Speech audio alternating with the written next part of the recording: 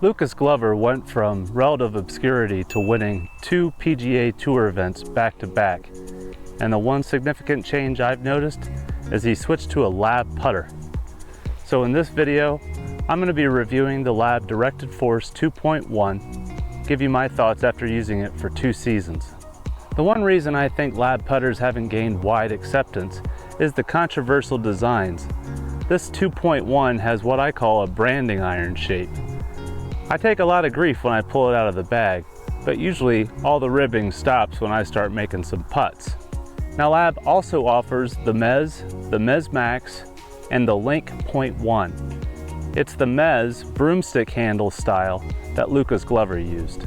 Now if you're not familiar with Lab putters, Lab stands for lie angle balanced. So when I balance that on my fingertip, you can see it wants to stay square to the path.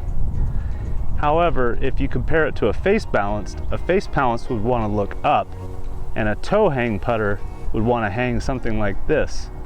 So in both of those scenarios, the putter wants to move around during the stroke. But with this putter, it wants to stay square to the stroke the entire time. The tech is the real story here. If you can quiet your hands and rock your shoulders, this putter can be very good. Out of all the putters that Lab makes, the DF 2.1 has the highest moment of inertia, meaning that if you hit off of the toe or heel of the club, it still wants to maintain a square club face to the path. So this is their most forgiving model. What I love most about the DF 2.1 is because of that high level of forgiveness and MOI, I can look at the hole while I putt, which is my preferred method whenever I'm outside of say 5 to 7 feet. One of the reasons I really enjoy this directed force putter is it's made my lag putting much, much better. There is no denying that these putters are very expensive.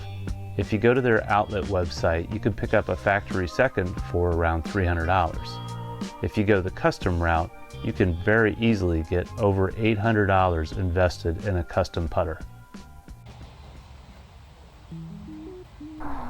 Well, the Lab putters are certainly expensive and their designs are quirky, but the technology is legit and the build quality and the feel is excellent. All I can say is this putter is going to be in my bag for a really long time. If you've stuck around to this point in the video, I'd like to give you 3 bonus tips on how to get the most out of your Lab putter. The very first thing I'd like to mention to you, don't be afraid to change the grip. Their grips have a built-in forward press.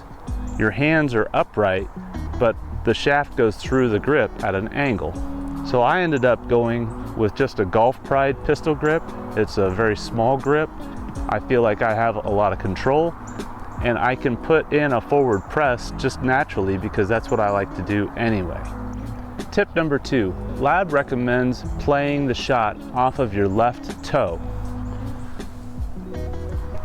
So you'll want to line it up directly in line with your left toe or just inside. Definitely not in the center of your stance. And the reason for that is the position of the shaft into the club. By doing it in this way, you can make sure that you're getting an upward stroke on the ball, which will reduce backspin, improve a little bit of topspin, and start your ball on line better. Tip number 3, Lab recommends not using your thumbs on the top of the grip, because by doing that, you can put excess force on the grip and change the behavior of the putter. You really want to let this putter do the work. So what I've recently done is I've gone to a grip where I've put my thumbs on either side of the grip like this, and I just pinch the sides of it. By doing that, I've been able to more cradle the putter, and this way I can let the technology that's part of the putter take over, and I'm not trying to override it.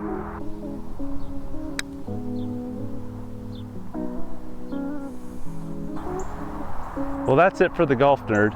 Hit 'em long and straight, and I'll see you next time.